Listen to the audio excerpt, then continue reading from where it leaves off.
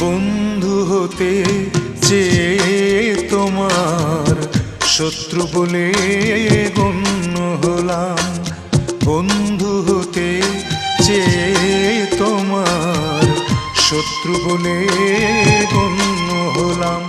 তবু একটা কিছু হয়েছি যে, তাতেই আমি ধন্য হলাম। বন্ধু হতে চেয়ে তোমার শত্রু বলে